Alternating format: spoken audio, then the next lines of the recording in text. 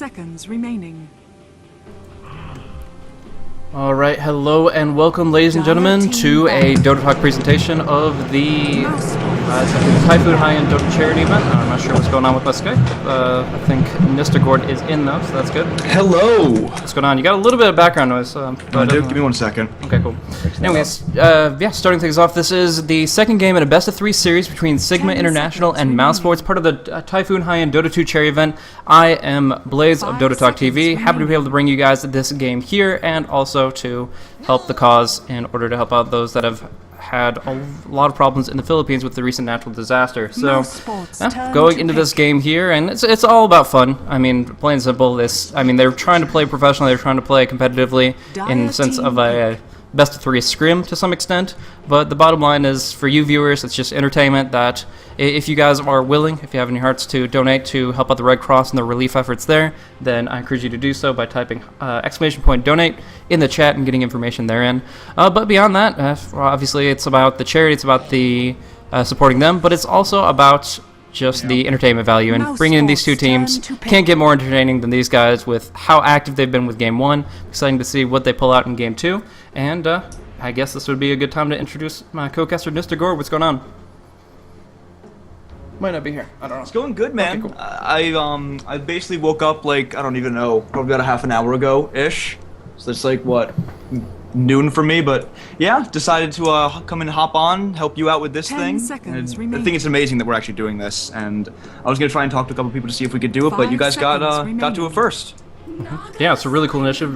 Props to Lily for throwing that whole thing together, and yeah, it looks like we're already making really good movements on that. So I mean, I think it's awesome initiative, and the fact that I can be a part of it, I'm happy to. It's really because there are a lot of people that need a lot more, and in this case, especially with the Philippines and everything that's been going on there. So, I mean, that's what Red Cross is all about, is just helping them out on the front lines and providing them pretty much everything they need to recover. But, along with that, we're still here to broadcast the game, so let's get into the draft a little bit and see what these two guys are setting up for themselves going into this Game 2. We do see, of course, Mouz Sports were the ones to take the first game over Sigma, just a high aggressive push, and the Enchantress actually being played as a solo mid was pretty interesting. But now I'll go through a bit of a speed draft here, looking at the Lich, Pugna, Venomancer, and Gyrocopter bans for Sigma International. They were able to pick up the Bane, Lifestealer, Bounty Hunter, and Enchantress for themselves, and Mouz Sports in turn have banned out the Visage, Timbersaw, Puck, and Storm Spirit, selecting the Nature's Prophet, Naga Siren, and Crystal Maiden, enabling a little bit of split push, a little bit of team fight. Essentially what I think Mouz Sports want to do is go 4v5 or 4v4 as much as possible, letting Nature's Prophet just play Rat Dota. Instead of playing the core one that we saw Linkson play previously, where he participates in team fights a lot, in this case they have so much lockdown, I think they'd be better just using him as a on the sidelines, just getting tower kills and pressuring the base very actively. In the meantime, Sigma are going to be looking for hard damage very quickly. As soon as Bane hits 6, they want kills. Bounty Hunter, they want to get tracks off early, and perhaps seeing a little bit more of that core Enchantress. Yeah, that's going to be one of the difficult parts for both Nature's Prophet and Crystal Maiden in this game, is that Crystal Maiden during her ultimate is one of the most vulnerable heroes in the game to things like a Bane, and same with the Nature's Prophet. If he's sitting there split pushing and the Bane is missing, he can't split push. It's as simple as that. Because if even just Bane and Bounty Hunter are missing, then the Nature's Prophet is complete food for them. So, going to be really interesting to see how Mouz Sports does try and go with this. I'm assuming Link is going to be on the Nature's Prophet again with how amazing he played it last game, but it's still one of those things where just you have to play with a lot of caution on those heroes when you have heroes like Sigma has, with the Bane, especially the Lifestealer as well. Just the kill potential that they actually have is amazing. Absolutely, and I think that's really what they're going to be emphasizing. There was a lot of clashing in the previous game, and so they realized, hey, if we could just profit a little bit more off of those engagements early on, then we probably could have pulled ahead in that game very quickly. So Bounty Hunter's a great hero for that, providing reliable gold to everybody involved when those tracks start flying, so it's pretty good for them. They don't really have great initiation against Prophet, so if he does go for hardcore split push, it could get a little dicey for them because they don't have like a clockwork or something, but the Bane can still get in position, maybe in a chance was a 4-staff of men, that kind of thing could still work in their favor. The one thing I want to mention real quick is the potential for a very powerful tri-lane lineup. We see Dazzle and Naga Siren both picked up, and if they want to go aggressive tri-lane against this Lifestealer, this is actually a combo that doesn't care whether Lifestealer is enraged or not. The damage from the Shadow Wave with the Naga Siren's illusions grouped up on top of him will be enough to kill him off, no problem at all. It's a lot of physical damage, Curious to see who's going to be the core here. If I might, dare I say, be a core Crystal Maiden or a Crystal Maiden supporting a Naga Siren who will get farmed up. But either way, a lot of kill potential here in the laning phase for Mouse Sports. I feel like if they're going to choose one, it would be the Naga Siren for the core, just because of the fact that she does have a lot of power. She actually does get some farm. Granted, it's not as much as you see with other carries, but still, she can bring a lot to the table. And when I saw the Dazzle pick up, I didn't notice the Gyrocopter was banned out, and that was my first thing, was that I thought they were going to pick up a Gyrocopter because of the synergy with the Naga Sleep with the Dazzle ultimate. If you have those two together with all the minus armor, it's just too much for you to deal with, which is why I find it actually interesting that they picked up the Dazzle with the Gyrocopter actually being banned out. Damn. I find it interesting that Elder Titan has made it all the way through the draft here. It seems perfect for Mouse Sports' lineup here, and I'm be surprised if they didn't actually opt for it. If they wanted to run like a Nature's Prophet safe lane, a Elder Titan mid, then CM Naga Dazzle all in the tri lane together. What you were talking about with the negative armor, it applies so much more when you're looking at an Elder Titan with his aura. The natural order, plus the Riptide, plus the weave. Suddenly everybody is taking like 50% increased damage from physical auto attacks, and it just gets ridiculous from there. Along with that, the Naga Siren, Song of the Siren, will set up abilities like the Earth Splitter. So I really do think that's going to be the prime pickup, but they might be opting for a different strategy and might just go for something with a good, reliable stun. Yeah, after you watch the last game with like basically a farming Nature's Prophet, like that much farm, you can't really expect standard things from teams at that point for the next games. Nice. And Death Prophet, I feel like that was another one of the heroes that I was going to try and mention, is the fact that her ultimate does so much physical damage, and when you add on the Dazzle's ultimate to just reduce all of the armor on the side of Sigma, the ultimate from Death Prophet doesn't care if Lifestealer uses his Rage. It doesn't care about anything on the side of Sigma, because it will just deal damage to them. And with the minus armor that the team has with the Riptide and the Shadow Weave, the Dazzle ultimate, they don't care about the armor on Sigma, and they don't care about any of their disables. Interesting position to be in here now. I think Fata is actually going to have a lot of potential in this Batrider, because the only real legitimate lockdown they have against him is the Ensnare and the Frostbite, both of which he can deal with the Force Staff once he gets that. So I honestly think that he's going to be in a good position to initiate, pull somebody out, and if they can burst down on Death Prophet before the fight even begins, as we saw happen a couple of times to Ace on the Juggernaut, then it actually really could turn things around in their favor. They start off in going into a 5v4, and then they have great chasing heroes. Bane gets in range for one little disable, and they can easily get 2 or 3 kills out of that, no problem at all. But if you want to go through real quick the rosters, I'm going to make sure that the overlays and everything are as they should be real quick as we kind of set this up on the fly. Sure. If you look over on the side of Mouz, we're going to be seeing Rise on the Crystal Maiden. Link is, of course, going to be on the Nature's Prophet, which he has not yet picked up, which is why the pause, I'm assuming, is happening. Ace going to be the one on the Death Prophet. Crit, of course, on the Dazzle. And finally, ending up Mouz, Unicorn on the Naga Siren. Then if we look over on the side of Sigma, we're going to be seeing Bucking Mad on the Enchantress, Fada on the Batrider, Paris on the Lifestealer, Miguel on the Bounty Hunter, and finally ending it all up, Haas on the Bane. So that's going to be who's playing each role here. And again, I still side with the fact that if I had to say the winner right now of the draft, even though they have the initiation with the Batrider, I have to give it to Mouz, just because I love the synergy that they actually have going. But granted, the problem with that is that if the synergy doesn't work for a fight, I believe Sigma takes it, hands down. It all is going to come down to how well Mouz is going to work together. Yeah, I can do that. Silly me. There we go. Open mic should be on now. Cool. Alrighty, so essentially now, like you were saying, in the 5v5 mindset, Mouse Sports have this huge advantage. I'm not sure about all these pings. Oh, double courier. Oh my god. The ward. Oh my gosh. That's a ward. That's a ward that they placed in the fountain. You know, got those. You know, you got to keep an eye on Shagbark here, just in case the Nature Prophet tries to go for a fountain snipe. But yeah, a little golf clap heading their way as they do waste one of their 2 very crucial Observer wards, and they want to make it 100% clear to the casters that is the case from fucking mad on the Enchantress. So blog post all you want. There's no way to work your way around that mistake.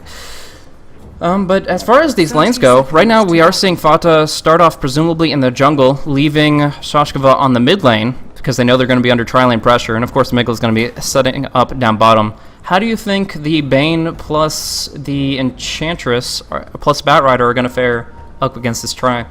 I feel like it really isn't going to fare very well at all because of the fact that Bane, if he gets caught out, is dead. Even with his ability to just sleep people or sleep himself to stop damage, they have more than enough things to be able to break him out of it. Same exact thing is true for the Batrider if he gets caught, and the same exact thing is true if the Enchantress gets caught. All three of them are very, very vulnerable to this lane, and so I feel like it's a bit of a miscalculation on their part to try and do that.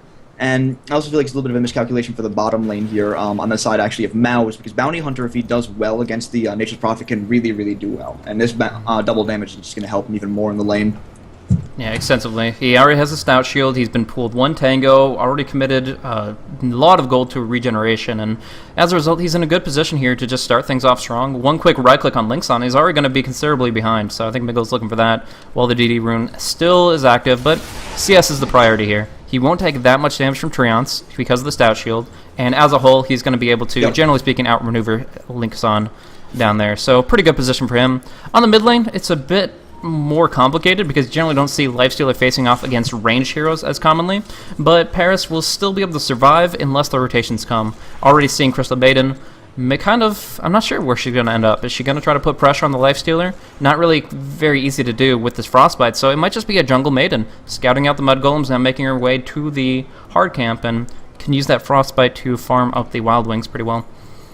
Yeah, Mud Golems are like, when you're sitting there's a Crystal Maiden in the jungle, that's like your worst fears to get those first spawn Mud Golems, but at the same time, one of her allies will most likely go and rotate in real quick, kill him off, probably Nature's Prophet when he gets an opportunity just to quickly kill him off for her, but at the same time, with the way that the jungle's changed, you now have the two different combinations here of the small and, or the medium and large camps, which you're able to use, which is really nice for the Radiant in that case.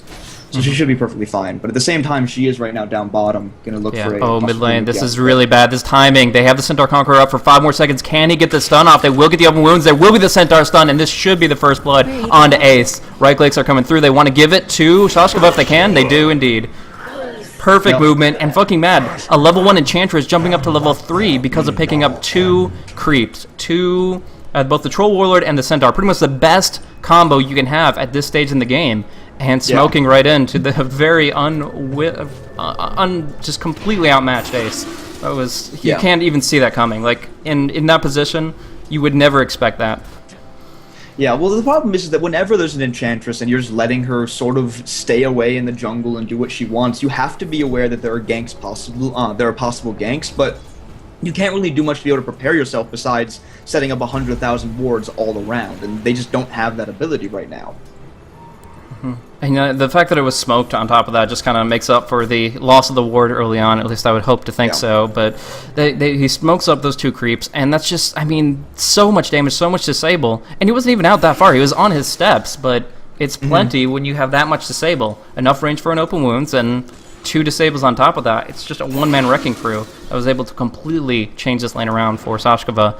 But now the Death Prophet will bottle up an Illusion Rune, and we do see Paris sitting pretty low on HP, having to tango up a couple times over, and unless he rotates the jungle to feast on some neutrals, he might be having some issues. But even so, that first blood gave him phase boots, and although he might be in a bit of a defensive disarray until he gets his first infest, he will always be able to put out a lot of pressure with his active movement speed here, the phase boots. Now forcing out the Illusion Rune, and then going to make a move on the hero himself. Oh, going deep! This is very interesting, actually.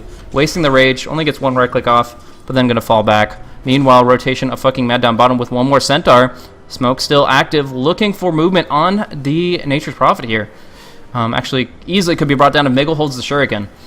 Here comes the quick Janata, a couple body blocks coming from Miguel, and Linkson should be enchanted. There is going to be a nice sprout onto the Centaur. No stun coming out for this engage, but still closing distance. Janata will come out again, but he should not dive this.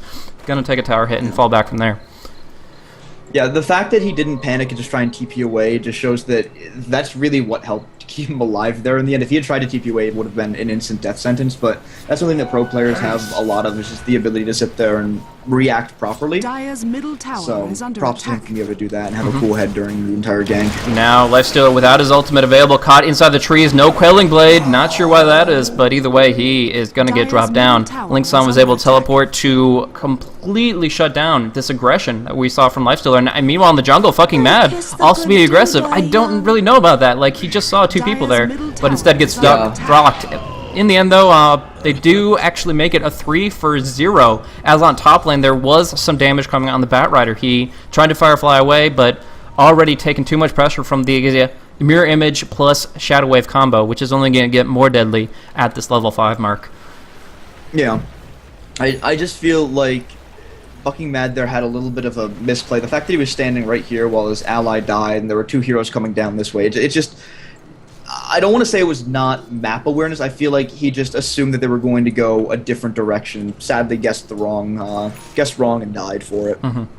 Absolutely. That's just, I mean, one of those things is when you don't have much vision, cough, cough, observer wards, at nighttime, then you're not going to really be aware of the positioning of the opposition, and it's going to cost you quite a bit. Now Miggle making his move on mid lane. He's going to try to soak some experience for track, but he's not going to get it anytime soon, so they're just going to go for the dive. Death Prophet doesn't have Exorcism, but just going to try to survive with Bottle, and Magic Stick almost got the Crypt Swarm, but Linkson's going to be here to clean it up either way. Gets one right click, turns over to Paris, who does have that Infest. Going to use it here, bursting hard on Linkson. Does he have the open wounds though? No. Phase Boots, not available just yet. Actually, Prophet would have had it sooner. Now on top lane, a dive coming through. We look at Crit, already having 3 napalm stacks. He's gone. And with these creeps here, they can even go to push the tower in a moment, though. Got to get Shagbark out there first and foremost. Yeah. In the end, I do love that the teams are being this aggressive, and I love that it's not turning into a huge farming game, but at the same time, we'll have to see how the early Death and Fodder is going to affect these Blink Dagger timing, but at the same time, in middle lane, we saw that Death Prophet just killed off Lifestealer. And that's just a little bit too much for him to handle. He wanted a couple creeps. He didn't have any tools to deal with what it was, so one right-click, waits for the Rage to fade, and a Crypt Swarm to get the killing blow. Yeah. Although at the same time, I'm wondering what Ace is going to try and go for. We see a lot of different builds on Death Prophet pretty often. We might even see the drums build from him just to be able to try and sufficiently have more stuff for the mid-game here, or more items for the mid-game more effective. At the same time, down bottom, Miguel being gone on by Linkson and Rise. Rise will in fact get the Frostbite. It looks like this will be the death of Miguel. Close. TP away. Oh! Those 2 auto attacks, both in the air, an inch from his face, but... that Scroll of TP is going to keep him alive for now, so pretty good for him to not feed away his first death, but or well, his second death actually. But what do you think about his skill build right here? Do you think that was a misclick, or does he really just prefer that third-pointed Shuriken over the track? Oh, there's no way you can try and justify getting a third-pointed Shuriken over a track in any game as a bounty hunter, so I'm gonna say it has to be a misclick. The only reason I can think is if he's in the middle of a fight and he really needs that Shuriken level, but I don't believe there's any instance where he was needing to level up at that point, so... Ooh, Rise gets enchanted. They will get the Centaur Stomp. There is no Frostbite. The Wrath of Nature does go across, but it's not enough to save the CM. Fucking Mad pops the Sprites. Major Tendons are up and kicking, but it looks like the Nature's Prophet is going to fall back from here, knowing that Bane is missing from top lane. The Bounty Hunter is looking for some easy money. And it looks like that might actually turn into some pressure on this tier 1 tower down bottom. They didn't really get too much out of the top one with the Enchantress there. She's been mostly ganking rather than pushing, but they do have a lot of control down in the Radiant jungle now. Yep.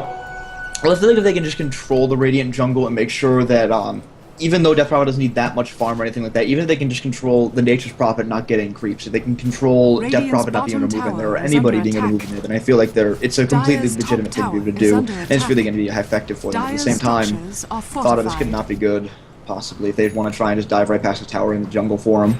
Yeah, but he does have that Firefly. He can go pretty deep, even to the point where he goes off the grid, and I think he's actually going to survive effectively unless there's a silence, which there's actually not from Ace. But still, the surprise factor is key. If they can get the ensnare here with just a little bit of vision, no. She's gone, and the Exorcism is going to go to the tower instead. Meanwhile, down bottom, Crystal Maiden caught out in the jungle, enabling the tier 1 kill down here. So it's going to be most likely a tier 1 for tier 1. Fortification on cooldown for the Radiant and Dire. And yeah, that is going to be first tower kill going to Mouse, and the second one possibly for Sigma, unless Mouse goes for a TP rotation. I don't even know if really Sigma can try and go for this effectively. Yeah, we're going to be seeing a TP from Death Prophet right down, but at the same time, this could be a little bit of a mistake. Oh, Bounty Hunter under the tower, gets hit by the Wrath of Nature, way more damage than he was expecting, and here comes Linkson with a great Sprout, and still no tangos. Last right click will kill off the Bane as well.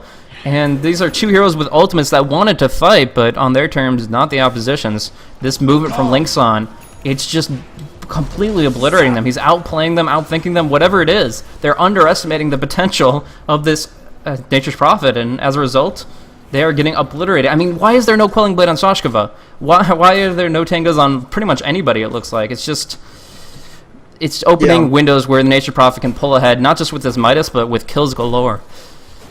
Yeah, that's one of the powerful things about Prophet, is that he's a hero that in the endgame he isn't the best hero in the game when it comes to full-on team fighting, but if you let him get some early items, like a Midas when he had it at the 8.5 minute mark, I believe it was, and getting kills like he is, then he's just going to snowball out of control and you can say goodbye to your towers. And that's going to be the scary part for Sigma, because if they can take this into the very late game and get some kills with Bounty Hunter, then they'll be able to beat out Mouz. But if they don't get to that point, then their lineup is completely useless.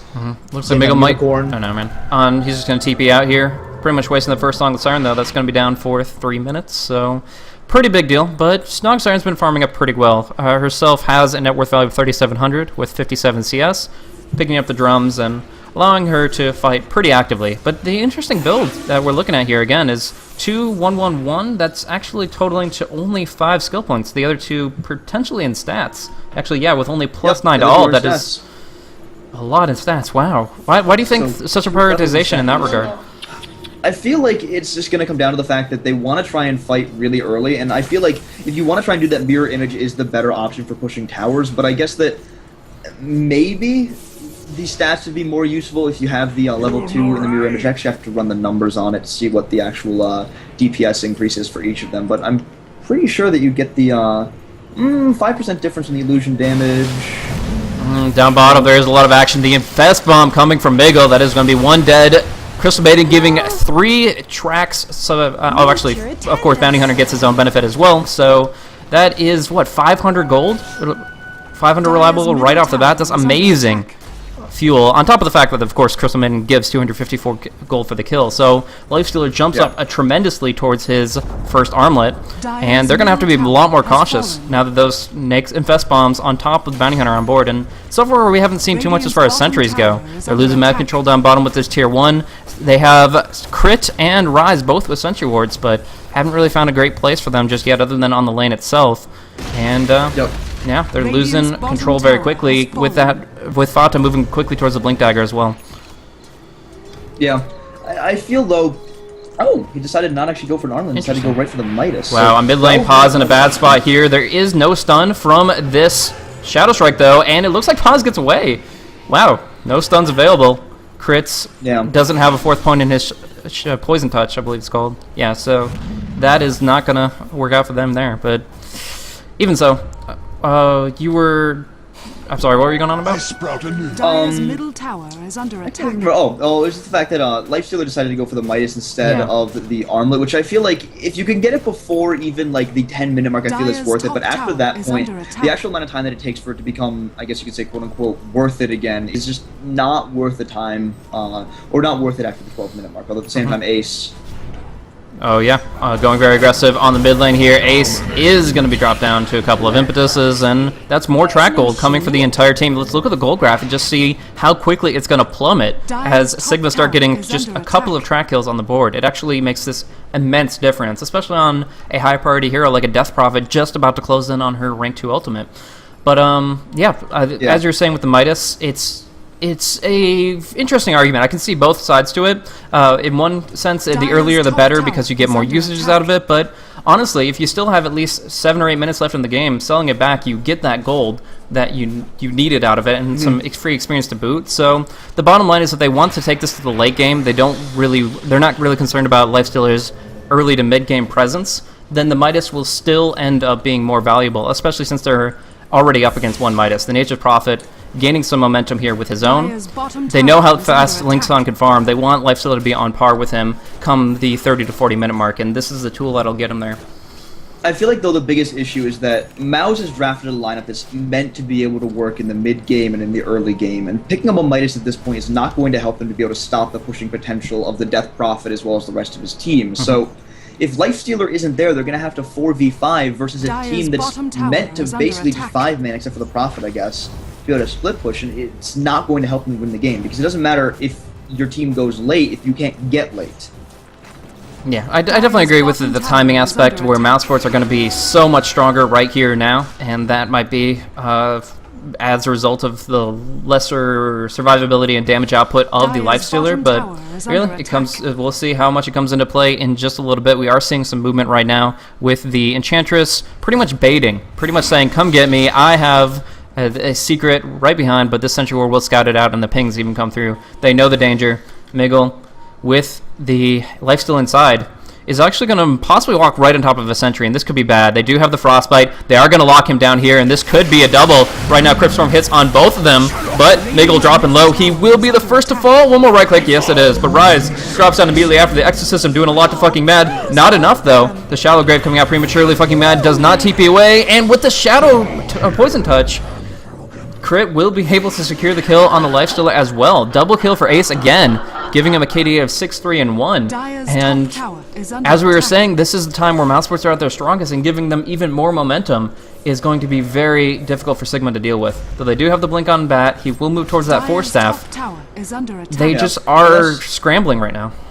Yeah, and that's what I was talking about before during the draft, is the fact that one of the things that makes Lifestealer so powerful is the fact that he's one of the carries out there that just doesn't need a BKB. But against a Death Prophet doesn't care if you get a BKB. Death Prophet doesn't care if you go in rage. The Exorcism damage just go right through that and completely destroy your health blue, as we saw there. The moment that the Exorcism came out, you just saw the amount of damage that was going into the side of Sigma. And that's what they have to try and deal with. And the only way to really deal with that is to get things like Assault Cuirasses and Shivas on basically every hero to be able to stop that damage. Mm-hmm.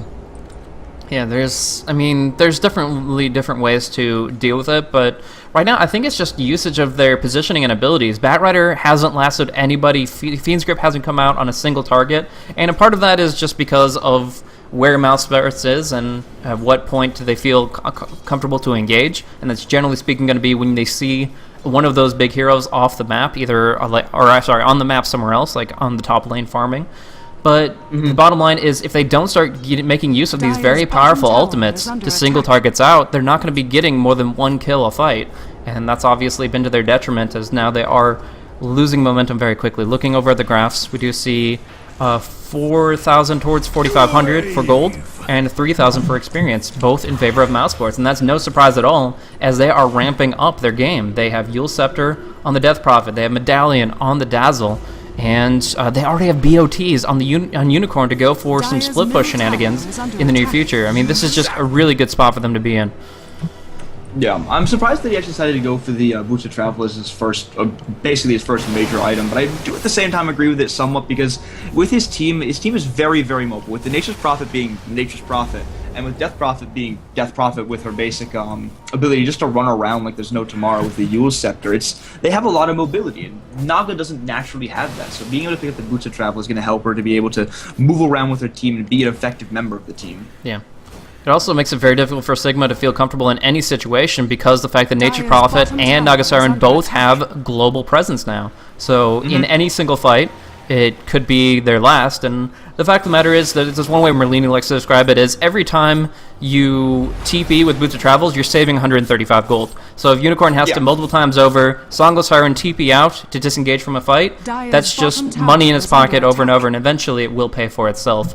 On top of that, he of course is going to get insane movement speed. Right now sitting on 440, but the Yasha will come out to the point that we see combos like Darkseer surging and Naga Siren in for the big initiation. They want these great songs, and with the BOTs, it's very possible for them to hit 3, 4, even 5 heroes with a single Song of the Siren, and that's going to be really good for them. And once he gets the Yasha up, that's going to start to be another one of the scary parts, because I want to keep on going back to Ace and his ultimate, and the fact that that's what their entire team fight right now, at least, and for the next at least 15-20 minutes, is going to be centered around. And if Naga Siren can keep up with Ace in terms of movement speed and be able to rip tide so that Ace is dealing more damage, then that's really all that the Naga Siren needs to accomplish. And really that's what he's building towards, is to be able to accomplish that with drums as well as Boots of Travel, and then a Yasha coming up next. I'm wondering if that's going to be a Manta style or a Sanjin Yasha. It could honestly be either one. Yeah, I believe Manta. It's just more common. Maybe go into a Yasha and then a Diffusal and then double back to the Manta. Right now he has pretty good stat values. If you look at his strength, it's 39 plus 13 because of the drums, because of the few points he puts in stats. So he probably feels pretty confident in how much he and his illusions can tank up. But still, kind of wanting to just be mobile, be active. We are going to see, most likely, obviously he's going to pick up the Yasha now, and then he's probably going to opt for a separate pickup before doubling back to the Manta. I don't feel that The Sanjin Yasha is a great pickup here. The Heaven's Halberd later on wouldn't do that much because the Bounty Hunter, or sorry, the Lifesteal of course has Rage. And they really want to just make sure their late game is secured. Unicorn is actually, a lot of people underestimate how great Nagasarian can be late game, but theoretically, with the illusions up, Manta and Diffusal 2, she has one of the highest damage outputs with those illusions active, similar to how Phantom Lancer works, so definitely something to see in engagement very shortly. But we're going to have to get a few more people up to the top lane. Right now, Miggle just hunting the lonely Crystal Maiden, and might be finding it here if he wants to go for it, but a Nagasarian at his back might not be the best idea. Yeah. Let's just go and quickly look over the items. Just look at the item screen as a whole. Nature's Prophet, he has picked up the ultimate orb. Oh, pass. Crit. Yeah, this is not where you want to be, buddy. Yeah, very bad for him. He's going to go for the TP out, but the Nightmare will interrupt that, so now sitting at 1 HP, going to go to Bane really abruptly. And that's more money that Sigma desperately needs. They need that track gold to keep going, and for Bounty Hunter to move towards a BKB to stay on the front line. Actually, I'm not even sure BKB would be the right choice. I mean, they are going up against a sheep, but there's also all this physical damage. I would almost prefer a Vladimir's offering. Either way, down the bottom, a Flame Break will come out from the Bat Rider, interrupting Unicorn's Song TP, and this might enable the blink, the lasso. They could get the kill, but Bat Rider blinks into the trees, thinking that he juked south instead of west. Yeah. I don't know why he really tried to go and would try and juke that way. It seems like a very illogical choice, but I guess it would have been a possibility. And if he was there, then we would all be saying that he's a genius for blinking down there. I'm actually not too sure, because like once the TP is on cooldown, there's no way for Nagasarian to get out. You have plenty of time with the Firefly to get the clear vision to scout it, and the higher priority would be the least accessible location, which would be the west. But either way, in this situation, it's just the one that got away. Hopefully it doesn't cost them, but that is, right now, their core #1. So, moving in rapidly towards whatever Unicorn's heart's desire. Again, Diffusal or Manta, probably the 2 prime pickups here. In the meantime, though, Sigma has control of the Radiant Jungle, and is going to try to make the most of that limited opportunity, as Mousesports is honestly not too aggressive. They pushed out a couple towers, they've taken out all the tier 1s, but after that, they've kind of been resting on their laurels a little bit. What do you think about that? I feel like they need to start to get moving. Like, their entire lineup is based on getting moving and getting kills. Like, yes, if they get some more farm on some heroes, like if they get Ace up his Bloodstone, then yes, that'll be really great. But if they don't start to do things, their entire lineup is useless, and you might as well have gotten a hard carry at that point instead of picking up something like Nagasarian, which, while being fucking mad, yeah, not a good spot. They needed. Yep. And that just kind of gives him a wide opening without having to worry about the Enchantress, and the fact that he is now delayed to be over 900 gold away from Aghanims puts him in a point where they can start pushing harder, assuming that's what they intend. But right now, going for the farm again, I guess they just really want to take this a late game. I don't agree with the whole idea of late game for them, though. It just, well, in essence, if you have the Boots of Travel and Nagasarian, you have the Nature's Prophet, you can just split push them to death. But I feel like their real strength lies in their ability to just 5v5 right now, or 5v4 basically right now. I actually see Bat Rider getting caught out. Not a fun time for him at all. This is going to be his death. That Hex is doing work. He does get a nice force, though. Oh my goodness! He is actually able to be force-staffed away. That was just barely what he needed. That Sheepstick has been doing work, but having a defensive pickup like Mechanism means they don't have enough damage to bring him down, just the 2 of them. Still forcing him back, still sending him home packing to heal up, but it's 1 kill that they will not be able to obtain. And I absolutely agree with you. Right now they're not using the Exorcism at all. It's almost level 3, and they still have yet to use it but once or twice. They're not really getting much benefit out of that, and as a whole, it's not even as much as Mouse's advantage in 5v5, it's Sigma's huge disadvantage in 5v5. Right now, there's no way for Bane to guarantee his ultimate. 1 quick disable throws that off kilter. The Bounty Hunter and Bat Rider excel at picking off one individual. If you're clustered together, you're not really going to get that too much. So, all in all, I really do feel that, yes, Mousesports is great in 5v5, but right now Sigma's horrible in 5v5, and if you can exploit that, you can guarantee this game. But for right now, they're still kind of playing their own little individual game, trying to kill off Miggle. The Sentry Ward does come down, but a little bit too late, and I think Miggle will be able to slip through their fingers. Yeah, Unicorn not going to take a guess with the Riptide, though. If he had Riptided right when the Heat Invision might have been able to actually pick him off there, but decided not to. And actually, Thada getting caught in some of the slow creeps there, and Centaur's going to get caught out here by Ace. Just a little bit of extra 77 gold for him. Now, Unicorn has gone for the Mana Style, has a 1,200 gold now, so we need to see what he decides to go for next as the Naga Siren. And Paris, he's actually gone for the Maelstrom. We haven't mentioned that, I don't believe, yet on the Life Stealer, which I personally think is a really great build. Gives you some really, really great actual damage output as well as attack speed. And the procs are also really great to be able to deal with things like the Naga Siren illusions even. Yeah, absolutely. I mean, he relies on attack speed a lot to get that feast. There aren't really that many high HP heroes beyond the Death Prophet to benefit from that passive substantially, but like you said, the semi-AoE clear will help them out quite a bit. And it just puts them in, general speaking, a great position to fight. Actually, Fata, speaking of positioning, this guy is in absolute no man's land. He was maybe farming up the jungle. I'm not too sure exactly, but that has got to be the least successful position for him. Like, yeah, I don't even know. There are some places that you shouldn't be right now, Bat Rider. Here is one, and there's a couple, like, you know, around here. That's some other ones. But this is a pretty major one that you shouldn't be. I don't even know, man. Honestly. That's pretty ridiculous. Dire's middle tower But now it kind of gives them an opening. They're not worried about the Bat Rider pickoff, so they're saying, hey, let's go 5-man.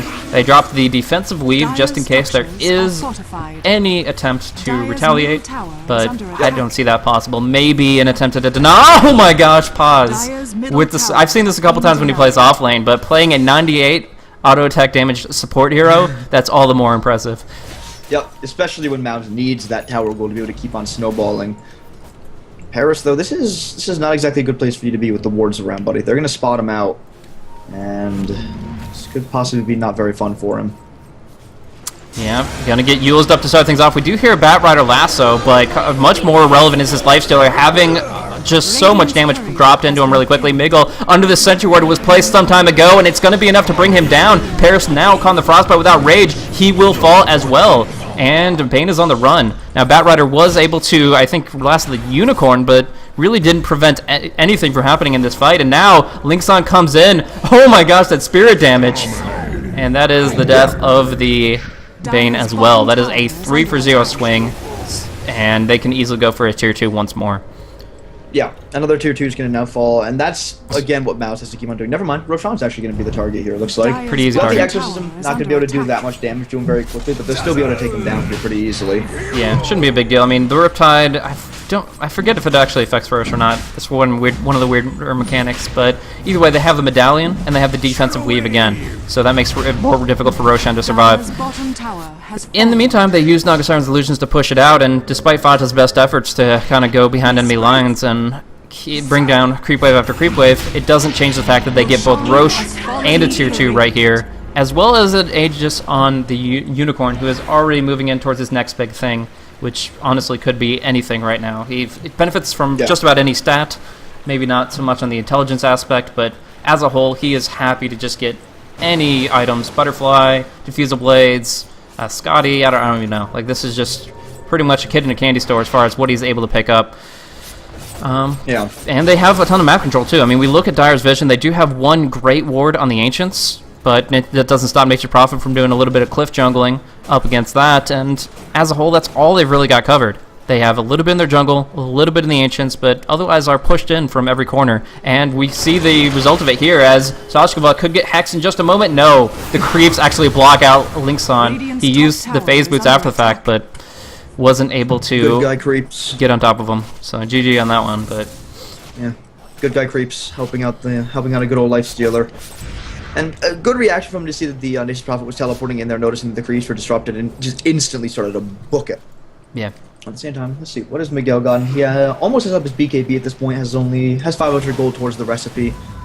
There's a song actually out from Unicorn. I Why? don't know why you would pop that. I gotta say, misclick. Like, he didn't, I don't even know. Yeah. Maybe he thought that they could get a Nature's Prophet TP sheep in while he was visible, but meanwhile in top lane, the Death Prophet dropped down immediately. They get the return sheep on Fata, so they will get a 1-for-1, but more relevantly, that was their mid with Bloodstone charges, and although she'll be up in just 6 seconds, unless they get something more, they actually did lose out on that one double damage crit, trying to right-click down the Life Stealer, but to no avail.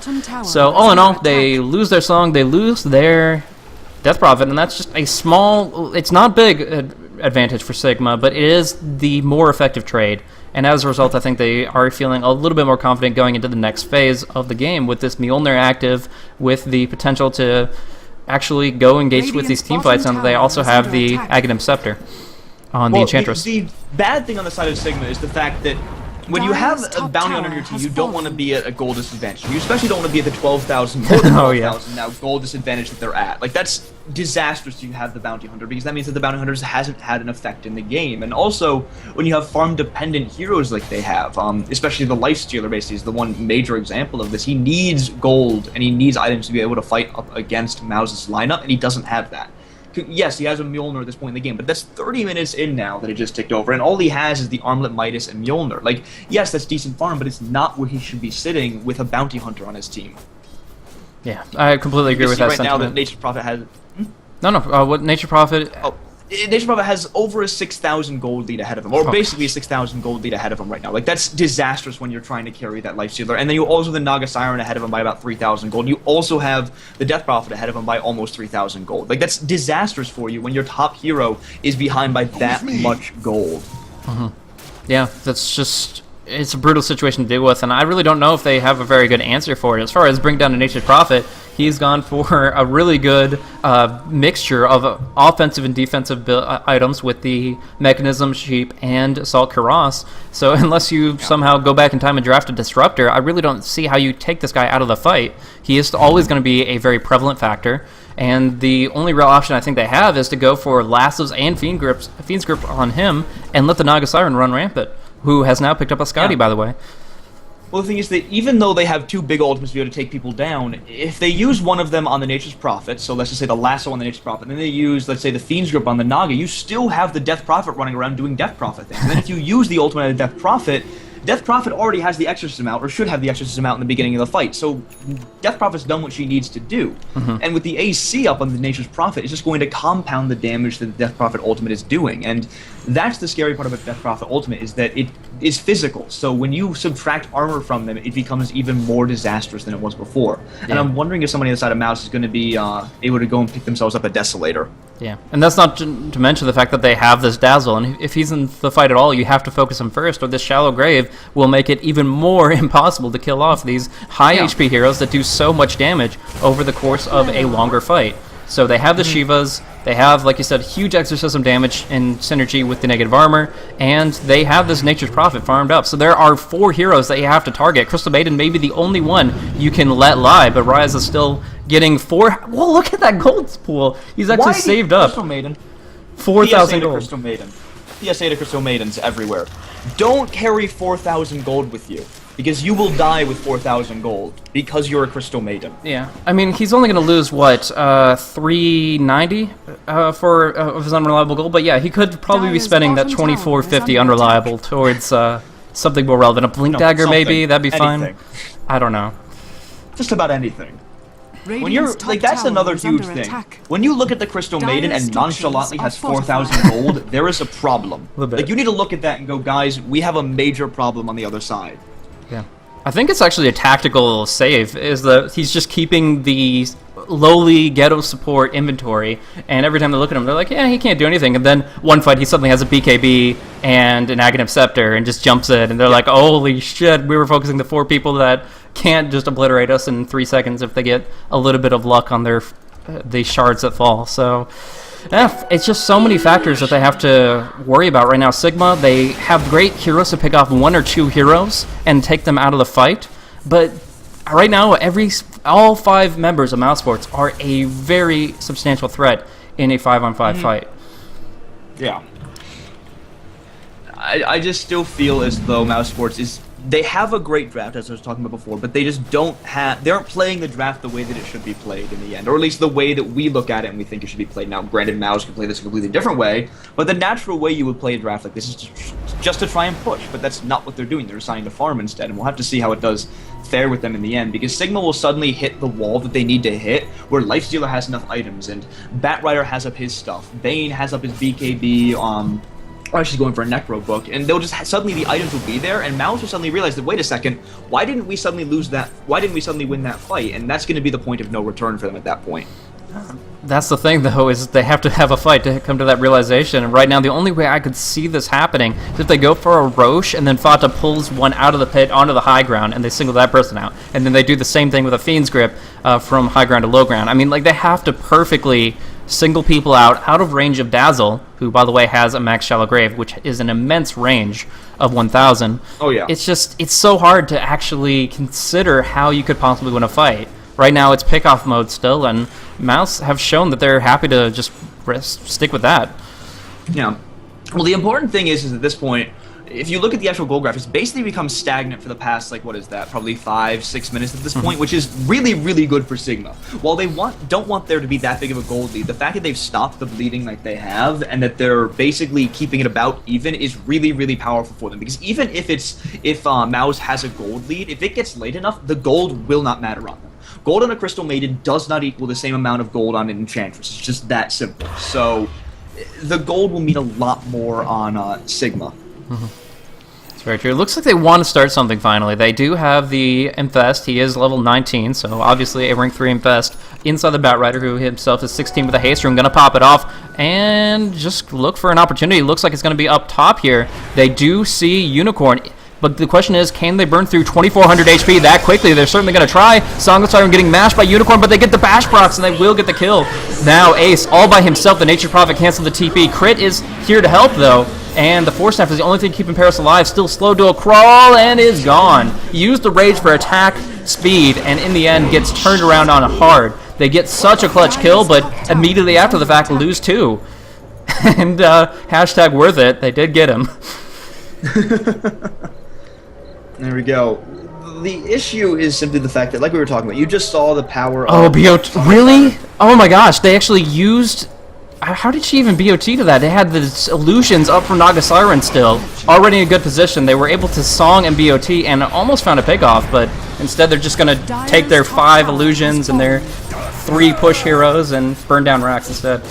Fata will come in, will pop the lasso onto Linkson, but look at his HP, he's still doing fine. Mechanism, there's the Shallow Grave I was talking about, keeping him up. In the meantime, people are falling left and right. They will be able to bring down, nope, actually, Prophet will fall. Ace doing some right-click damage to Paris, though. Rise, right-click down.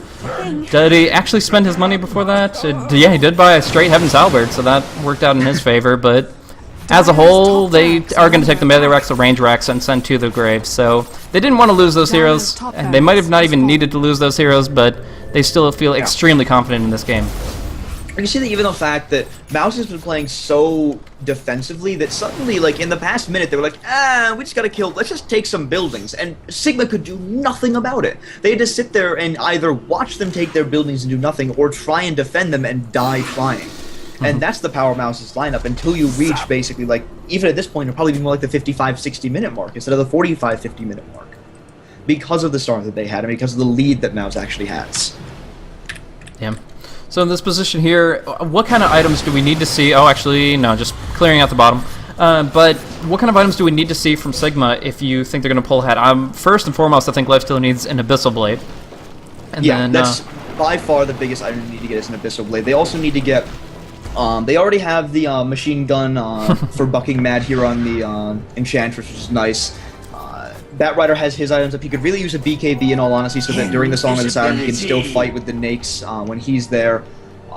Also, they do need to sell off the Midas, pick up another item on Lifestealer, or sell off the Magic Stick, Magic Wand at least, and pick up another item. Be that an AC for themselves, just to be able to stop a lot of the damage from the Exorcism, because they can pick up their own Assault Cuirass, then it'll stop the actual...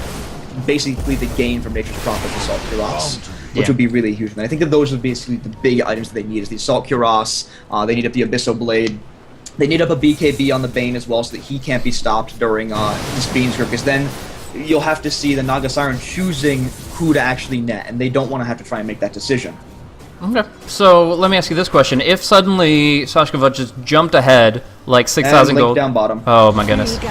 That's going to be a sheep onto fucking Mad. Some right clicks sending out both directions. Fata doesn't have his lasso, but Ghost Scepter keeps fucking Mad alive. Fata not so fortunate. He's getting slowed up by one Ice Mechanic, but Crystal Maiden not contributing the second one. Oh, nice movement. Force staffing in from Crit. He will interrupt fucking Mad's TP, and he is down for the count. Fata just kind of going off the sidelines with the trees. Meanwhile, on top, Dicester, without a TP scroll, just trying to go toe-to-toe with Nagasiren.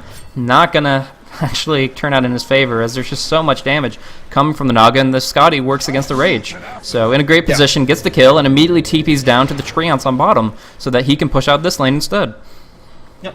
And with the Scotty up on Nagasiren, I believe we also we have a full heart coming on the Unicorn. Wow. The heart is on the courier right now coming to Unicorn. That's disgusting. That's just... It's not even like he was carrying around a Reaver. He was like, oh, I have some money. Let's just go pick up a full heart with the courier. Like, you don't see that usually very often. Dire's bottom tower is just under ridiculous. Now we do see honestly, they're just trying to flee.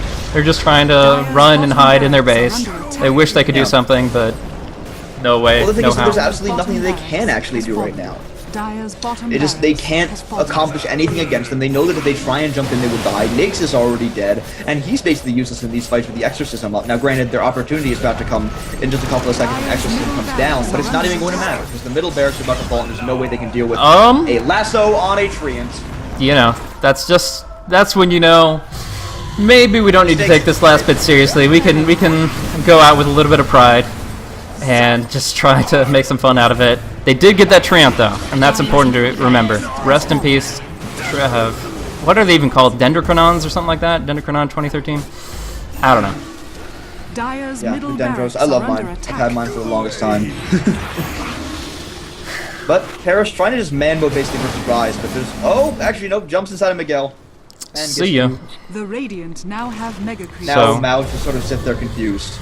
Yep, I mean, Let's Show plays Wonder Woman, gets the invisible jumbo jet out of the team fight, but doesn't really change the fight one way or another. We're seeing fucking Mad drop down, and my goodness, that farm. Another creep taken, but no, this one's not going to the fountain.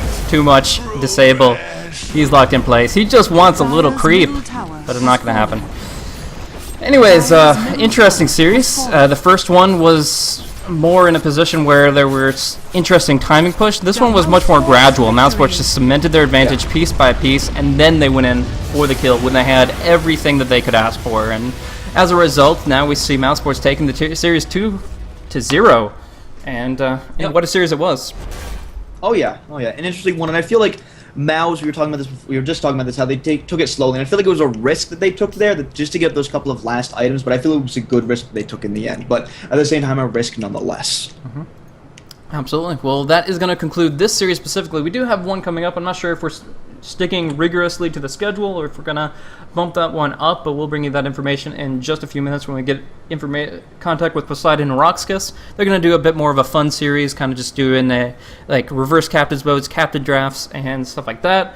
And yeah, we'll see when that's going to be coming up, and I'll let you guys know on the stream in just a minute, guys. But a real quick reminder as to what this event is all about. This is the Typhoon Haiyan Dota 2 charity event. Those in the Philippines that were victim to the natural disaster there are receiving support from Red Cross, but they need more funds to be able to accomplish more in that region. They're on the front line, and they could really benefit from your support. So if you are interested in donating to their cause and helping out in that regard, you can just go ahead and right now type !donate in the chat, and that will bring you to the link to donate. As you see on top of your screen, it is scrolling across those that have already supported, and you could be among them. Thank you guys so much for tuning in. Hopefully you guys enjoyed the commentary and the game itself. Some fun little action between these two awesome professional teams. But once again, this is Blaze and Nistagord on Dota Talk TV2. And do you have any other things you want to shout out before we conclude this broadcast?